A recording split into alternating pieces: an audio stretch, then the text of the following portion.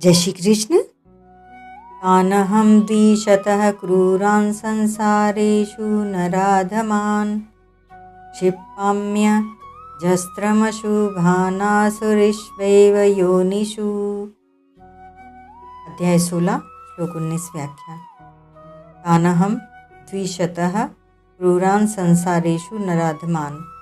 7वें अध्याय के 15वें और 9वें अध्याय के 12वें श्लोक में वर्णित आसुरी संपदा का इस अध्याय के 7वें से 18वें श्लोक तक विस्तार से वर्णन किया गया। अब आसुरी संपदा के विषय का इन दो 19वें-20वें श्लोकों में उपसंहार करते हुए भगवान कहते हैं कि ऐसे आसुर मनुष्य बिना ही कारण सबसे वैर रखते हैं और सबका अनिष्ट करने पर ही तुले रहते हैं। उनके कर्म बड़े क्रूर होते हैं, जिनके द्वारा दूसरों की हिंसा आदि हुआ करती है। ऐसे वे क्रूर निर्दयी हिंसक मनुष्य नराधम अर्थात मनुष्यों में महान नीच है। नराधमान, उनको मनुष्यों में नीच कहने का मतलब यह है कि नरकों में रहने वाले और पशु पक्षी आदि 84 लाख योनियाँ अपने पूर्व कर्मों का फल भोगकर शुद्ध हो रहे हैं, और ये आसुर मनुष्य अन्याय पाप करके पशु पक्षी आदि से भी नीचे की ओर जा रहे हैं। इसीलिए इन लोगों का संग बहुत बुरा कहा गया है। करु भल बास नरक करताता, दुष्ट संग जनि देहि विधाता।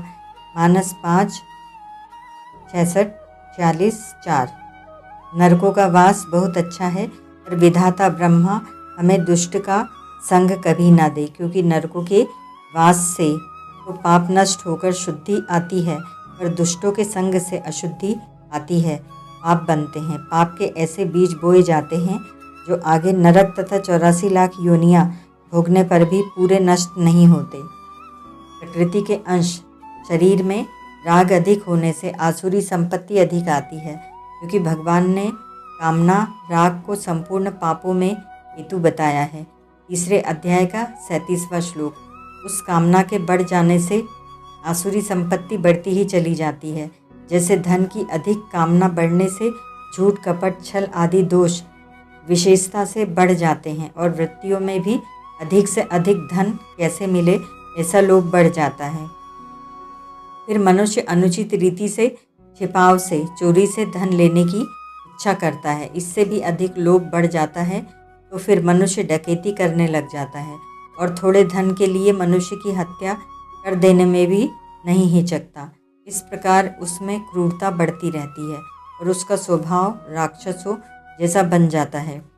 स्वभाव बिगड़ने पर उसका पतन होता चला जाता है, और अंत में उसे कीट पतंग आदि आसुरी योनियों और घोर नरकों की महान यातना भोगनी पड़ती है, जिनका नाम लेना, दर्शन करना, स्मरण करना आदि भी महान अपवित्र करने वाला है। अशुभान, ऐसे क्रूर निर्दयी सबके वैरी मनुष्यों के स्वभाव के अनुसार ही भगवान उनको आसुरी योनि देते हैं। भगवान कहते हैं, आसुरीष्वेव योनिषु क्षिपामि, अर्थात मैं उनको उनके स्वभाव के लायक ही कुत्ता, सांप, बिच्छू, बाघ, सिंह आदि आसुरी योनियों में गिराता हूँ। वह भी 1-2 बार नहीं, प्रत्युत बार बार गिराता हूँ। अजस्त्रम, जिससे वे अपने कर्मों का फल भोगकर शुद्ध निर्मल होते रहें। भगवान का उनको आसुरी योनियों में गिराने का तात्पर्य क्या है? भगवान उन क्रूर निर्दयी मनुष्यों पर भी अपनापन है। भगवान उनको पराया नहीं समझते, अपना द्वेषी वैरी नहीं समझते, प्रत्युत अपना ही समझते हैं। जैसे जो भक्त जिस प्रकार भगवान की शरण लेते हैं, भगवान भी उनको उसी प्रकार आश्रय देते हैं। गीता 4 अध्याय का 11वां श्लोक। ऐसे ही जो भगवान के साथ द्वेष करते हैं, उनके साथ भगवान द्वेष नहीं करते, प्रत्युत उनको अपना ही समझते हैं। दूसरे साधारण मनुष्य जिस मनुष्य से अपनापन करते हैं, उस मनुष्य को ज़्यादा सुख आराम देकर उसको लौकिक सुख में फंसा देते हैं, परंतु भगवान जिनसे अपनापन करते हैं उनको शुद्ध बनाने के लिए वे प्रतिकूल परिस्थिति भेजते हैं, जिससे वे सदा के लिए सुखी हो जाएं, उनका उद्धार हो जाए। जैसे हितैषी अध्यापक विद्यार्थियों पर शासन करके उनकी ताड़ना करके पढ़ाते हैं, जिससे वे विद्वान बन जाएं, उन्नत बन जाएं, सुंदर बन जाएं।